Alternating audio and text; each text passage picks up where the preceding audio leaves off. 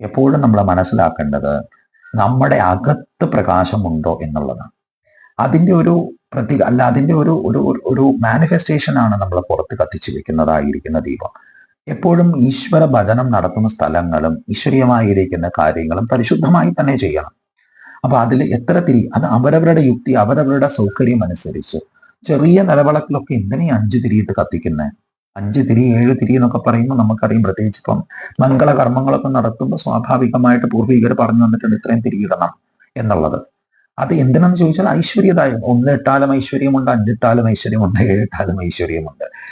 ഇരുട്ടിനെ മാറ്റുക, അറിവിലേക്ക് നയിക്കുക, അല്ലെ അറിവിലേക്ക് പോവുക, അതാണ് പ്രകാശം. അറിവിലുമേറി അറിവറിഞ്ഞിടുന്നവൻ തന്നൊരു വിലം പുറത്തും ഉജ്ജ്വലിക്കും എന്ന് നാരായണ ഗുരുദേവൻ സുന്ദരമായി ആത്മ ഉപദേശ ശതകത്തിൽ പറഞ്ഞിട്ടുണ്ട്. പുറത്ത് നമ്മൾ തീപ്പന്തം കത്തിച്ചു വെച്ചിട്ടും കാര്യമില്ല. നമ്മുടെ ഉള്ളിൽ പ്രകാശമില്ലെങ്കിൽ, നമ്മുടെ ഉള്ളിൽ പ്രകാശം ഉണ്ടാവണം.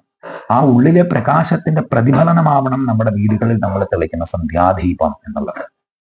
അപ്പൊ അങ്ങനെ ആവട്ടെ. അതുകൊണ്ട് ആവശ്യമില്ലാത്തതായിരിക്കുന്ന അന്ധവിശ്വാസങ്ങളിൽ ഒന്നും പോയി പെടാതെ ഇരിക്കുക.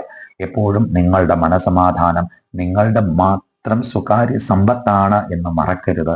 അതാണ് ജീവിതത്തിൽ ഏറ്റവും പ്രാധാന്യമുള്ളത്. ഏവർക്കും നല്ല സുന്ദരമായിരിക്കുന്ന ഒരു ജീവിത സങ്കല്പങ്ങൾ ഉണ്ടാവട്ടെ. ഭഗവാൻ അനുഗ്രഹിക്കട്ടെ. പരമേശ്വരന്റെ കൃപയുണ്ടാവട്ടെ എന്ന് പ്രാർത്ഥിക്കുന്നു. നമഃശിവായ.